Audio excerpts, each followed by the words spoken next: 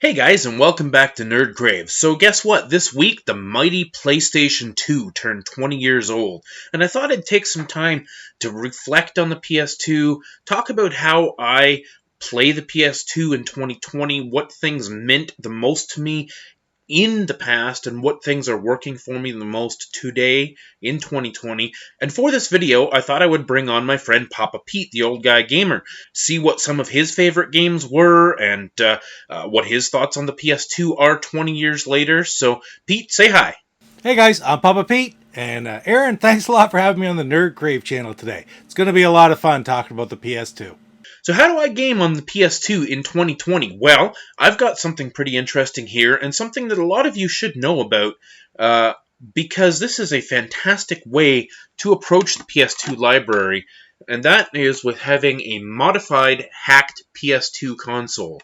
Now, you hear a lot about the test PS2s that are available to play games from other regions like Japan and Europe. Well, this has a mod chip inside it, the Toxic chip, which allows it to play games from other regions, as well as burn discs and do quite a few other little things as well. So I'm pretty lucky to have this. I picked it up for about $100 secondhand.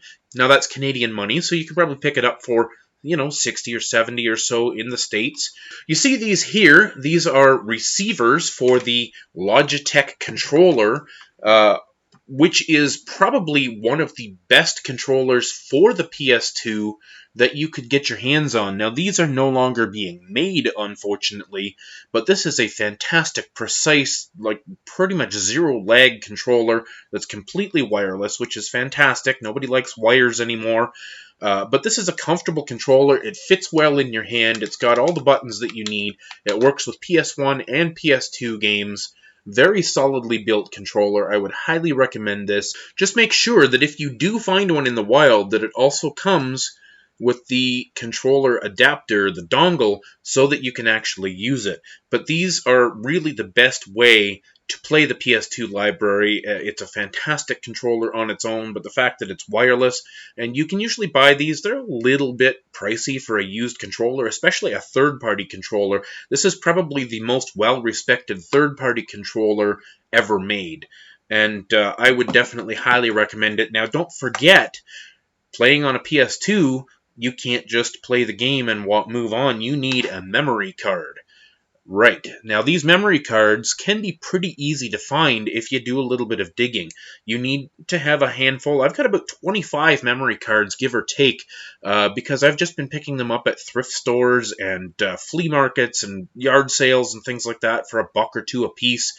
They're not really expensive. You can also go on eBay and buy the Hori memory cards. You can buy a lot of 20 of them from Japan for not very much, about $100 or something for 20 of them. Why you would ever need 20 like I have?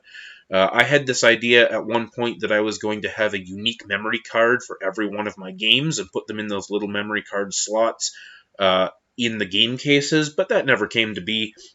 And also don't forget, if you want to play PS1 games, yes, the PS2 is backwards compatible, and if you want to play PS1 games, you need a PS1 memory card. Now, this is some third-party EB Games brand or something like that, but it works just fine. The PS1 memory cards are a little harder to find out there in the wild. You may have to spend 10 or 5 or whatever to get one, but you probably only need 1 or 2 to be realistic for all your game saves, so just keep your eyes open out there. So now that you've got your PS2, you've got your controller, you've got your memory cards, what do you need to get into the PS2? Let's talk about some memories of the PS2 and what made it great and what were the experiences on the PS2 that are worth going back to in 2020. So Pete, let me know, what's your story with the PS2? What would you go back to and say was a defining moment for you with the PS2, a game that blew your mind, a game that really let you know this was next gen 20 years ago? Take it away, Pete. Well, Aaron, the game that really did it for me with PlayStation 2 was WWF Smackdown versus Raw. I suppose it was WWE by then, but I started off by playing on the PS1, WWF Smackdown. I always love wrestling games on any video computer system, and frankly, I thought those were some of the best ones I'd ever played. The original WWF Smackdown and the Smackdown Know Your Role on the PS1. And when I got the opportunity to play the games on the PS2, it just made them that much better. I love playing the career modes. I love playing things like the Battle Royals and the Royal Rumbles. And when I finally got to play those games, I thought, this is just so much better than the original PlayStation, and it really brought us into the next gen. One thing that I'd already tried is I tried some of the WWF games on the Dreamcast, and frankly, I thought the PlayStation 2 versions were just that much better again. The one that I'll always love the most was, I can't even remember exactly which one it was, but it was SmackDown versus Raw, and here in Canada it was released with Bret the Hitman Hart on the cover, and that is probably my favorite PS2 game of all time. Remember, I love wrestling games. Okay, for me, one thing that I really miss and one thing that I really enjoy picking up and buying today in 2020 for the PS2 and to some degree the PS1 as well, and that is demo discs. You can see I've got a few different ones here. I've picked these up at thrift stores for $2 or $3 or $4 a piece. I've got a few more kicking around. But this is something that is completely lost on this generation. Being able to pop in a disc, and we used to get these discs for free in gaming magazines, strategy guides. You see this Cheater's Handbook here, 5,000 codes.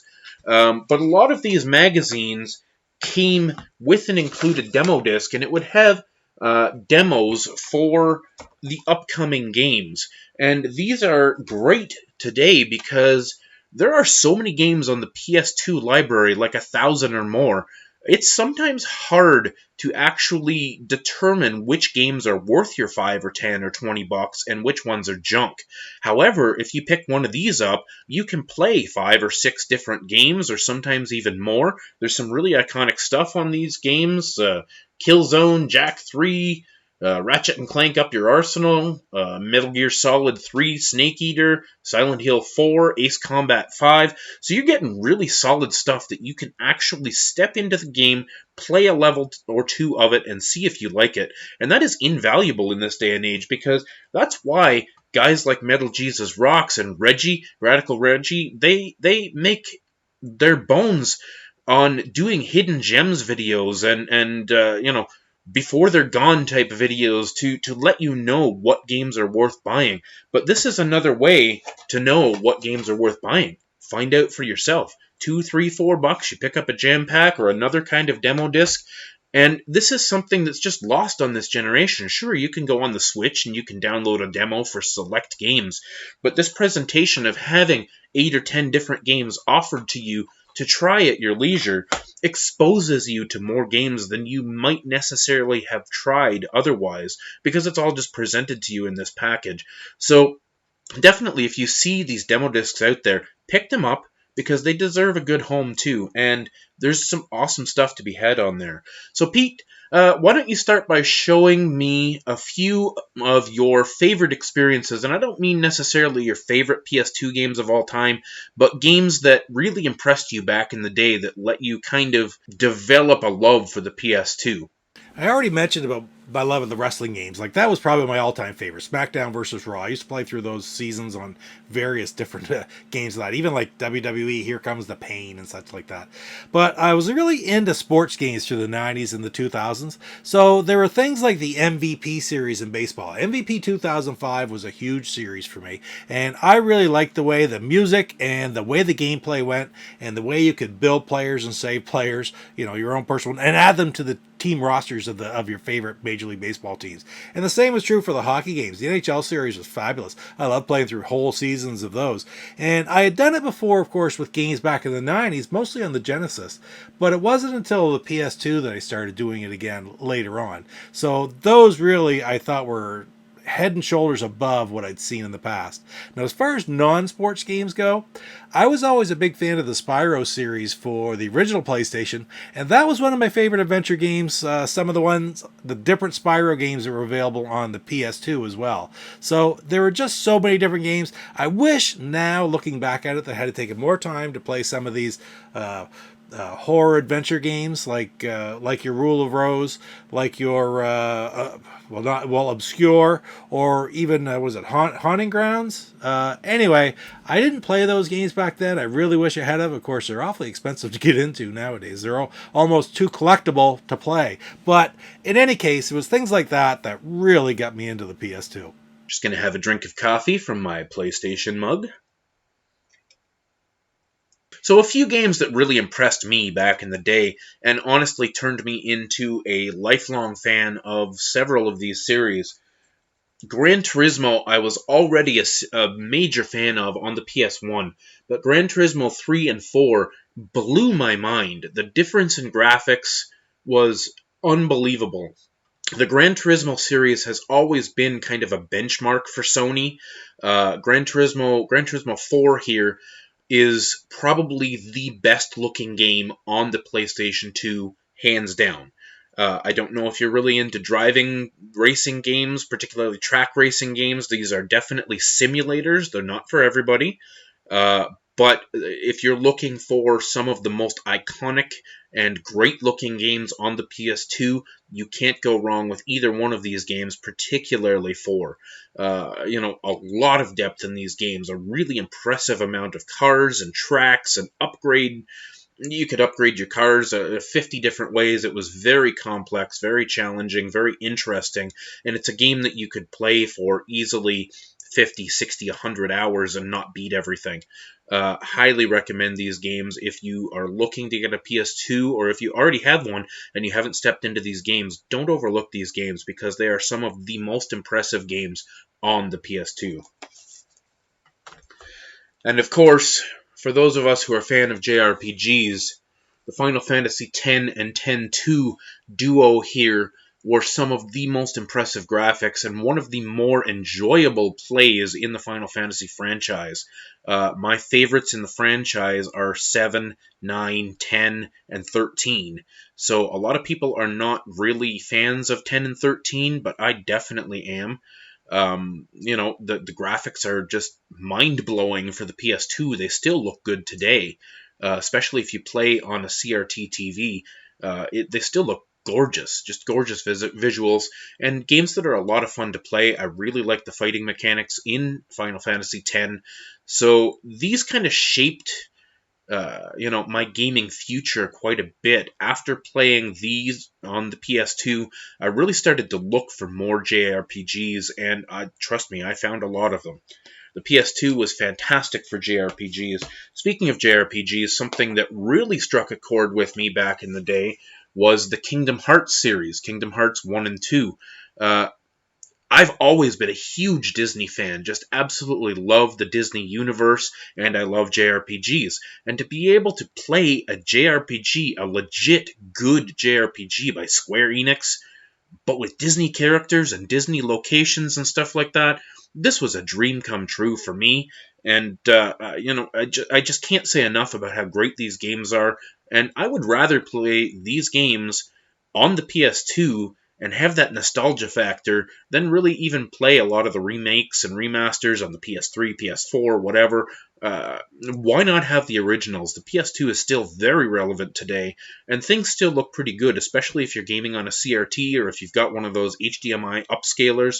So, Pete, what are some of your... let's give me another 5 games or so, Pete, that really stuck out to you, and take a moment to kind of share what they mean to you and why they were important. Take it away. Well, I'm going to kill 2 birds with 1 stone for the first one, Aaron, and I'm going to bring up 2 Spyro games, and that's A Hero's Tale and Enter the Dragonfly. Both of those games were built great upon the original 3 games that were released for the PlayStation 1, and I just always enjoyed that character, what went with it, the world that it was in. And it was great fun just trying to explore and adventure around and the different attacks and such. And I really, really enjoyed the different Spyro games like that. Now, as for the next one, I'm going to go with Star Wars Battlefront 2, an old classic. I have it not only in the PS2, but also in my original Xbox collection. And it's a really high-rated Star Wars game, playing in the universe as a grunt, and there's nothing better than living within that world, whether you're a rebel, whether you're imperial. Man, it's just so much fun to play any of the Star Wars games like that. Each one has a little bit different niche, but I found that Battlefront 2 really gave a nice overall aspect to the Star Wars universe. Now, I'm trying to stay away from sports games, but I'm going to go back to another pseudo sports game, pseudo racing game, and that is, I'll say the whole genre really, but I used to love the NASCAR games that are on PlayStation 2. I had them all for the Xbox, and I have the vast majority of them for the PS2 as well. And I love all those games. If you love NASCAR racing, it lets you go into a race with your favorite drivers from that era, and you can set it to be as arcadey as you want, or you can set it to be as much of a simulation, as realistic as you want. So it's always fun to play those games and try to learn how to drive those cars and go through the entire season. The fact when it can finally do this at the start of a game, it shows how far we've come compared to auto racing games that we used to play back in the day. We loved them back in the day, things like in television auto racing. It was phenomenally fun. But man, it just doesn't compare when these PS2 games come out with the different NASCAR tracks and the entire season to be played. It didn't get any better than that. And for the last PS2 game I want to bring up, I'm going to bring up the all-time classic. Again, most games were on both Xbox and PS2. I had this one on both as well, but I played it more on PS2. And that is the Simpsons Hit and Run. It still holds up today. You can still put that game in and drive around Springfield trying to make the missions, running around, and have so much fun. It's absolutely incredible. There have been some great Simpsons games over the years. This is probably one of the absolute best. Man, there have been some real dogs too, but not this one. Simpsons Hit and Run is one of the best Simpsons games I've ever played on any system, let alone it being specifically the PS2 in this case. So if I had to pick my favorite one, I didn't get the opportunity to play too many games from the PS2, but that is one of my favorites. So just another 3 or 4 games that I want to mention here that I really feel are iconic in building the Sony name back in the early 2000s. If it wasn't for the success of the PS2, I don't think the PS3 would have survived the generation. With all the problems that they had with the PS3, they were really riding on the brand name that they had built in the PS1 and PS2 era. So games like Grand Theft Auto 3 are always going to be fondly remembered. Grand Theft Auto 3 was the game that took us from, 2D overhead PS1 graphics to the 3D, and this was one of the first examples of an open world game where you could really do whatever you wanted, that sort of sandbox presentation where there was no path to follow. There was no specific quest that you had to do to unlock something. You could just go right into the game cold, start running around, shooting people, doing do a quest if you want, steal a car if you want, shoot up the cop shop if you want.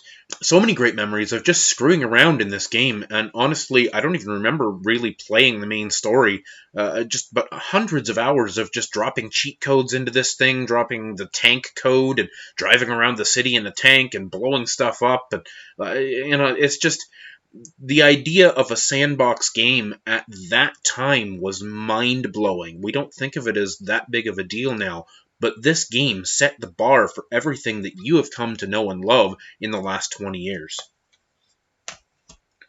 A platforming series that I really adore, and that is Jak and Dexter. This was the first 3D platformer that I played that was heavily story-based. And it really spoke to me as a combination of all the things I love, the bright colors and things, the platforming challenge that I loved from the Mario series, but with a really cool kind of sci-fi fantasy story that kept me interested, and really interesting mechanics and some cutscenes and things here and there that just made this a really interesting series. There are 3 or 4 games in the series. I played 1, 2, and 3, and then you can't forget, if you like the series, Jak Combat Racing. Jak X Combat Racing. This is a fantastic kind of kart racer sort of game with the mechanics of combat. Obviously, you're kind of shooting down other players and stuff. The tracks are really cool. It handles and controls really well, and it still looks great on the PS2. You can pick this game up for $5 or $10, maybe $15, but it's well worth the purchase if you're looking to expand your library on the PS2. And of course, we can't forget the mighty Resident Evil 4. This game is almost a meme at this point for how many times it has been remade and ported and remastered and yada yada yada. It's been on every system known to man, but this is the original. This is where it all started, my friends. Resident Evil 4 on the PS2 was a mind-blowing experience. It was so much more next-gen than 2 and 3. With the tank controls, this was a completely different game. And it sold millions of copies. And that's why it's been ported over and over and over again to this day. I have no doubt that we will see Resident Evil 4 on the PS5. And, it's definitely worth picking up the original version of this because it still looks and plays just like the games that you're used to. And hell, why give Capcom another $40 or $50 yet again for this game? Just buy it for the PS2 and play it the way it was meant to be intended. Last game that I wanted to mention here is Onimusha. Onimusha Warlords. Now, I had a lot of fun. This is one of the first games that I bought with my PS2, and I was pretty blown away with not only the 3D environments and the combat, which is really tight, but the story, that kind of Japanese, traditional storyline I had never really been experienced or exposed to before, and I ended up playing, I think there's 3 or 4 games in this series. I have this one and the second one here. But really beautiful visual games with a really interesting kind of beat-em-up ninja sort of hack and slash sort of a gameplay style, but with a story and progression and checkpoints and a lot of fun. So again, this is not necessarily my list of my favorite games on the PS2. These are just some iconic things that you may have overlooked in the past in the bargain bins that are definitely worth your time. Thanks for having me on today, Aaron. The PS2 isn't the system that I'm the most knowledgeable about by any stretch of the imagination. I didn't get one when they first came out because, man, they're so difficult to get. I still remember that first fall when they just hit the market. You couldn't get them anywhere. And on eBay, they were like triple the price. They were upwards of $1,000 going into that Christmas. It was just insane. Everybody wanted one. The games were incredible. They stepped up so much compared to the previous generations. And they played DVDs, which was the big thing. They played DVDs. But anyway, if you ever have another show like this where you talk about any of the other systems, maybe the Xbox system, maybe the Intellivision even. Hey, you never know. I'd love to talk about that someday. Man, I'd really be honored to come on and throw in my 2 cents worth. What are your favorite memories of the PS2? And what are some of your favorite games from the PS2? Let us know down in the comments. And please, if you haven't subscribed to Papa Pete, go ahead and subscribe to his channel as well. I'll leave a link down below because he's a good friend of mine and he talks about a lot of really cool stuff on his channel. So check him out, and if you haven't subscribed here already, go ahead and subscribe. I do try to put up at least a couple of videos a week, and I really appreciate you guys sticking around. It means the world to me. Hit the like button. It actually does help YouTubers. When you hit that like button, it helps get the video promoted some more, so I really appreciate that if you'd take a second to do that. Anyways, guys, Pete, thanks for joining in. Stay classy, guys.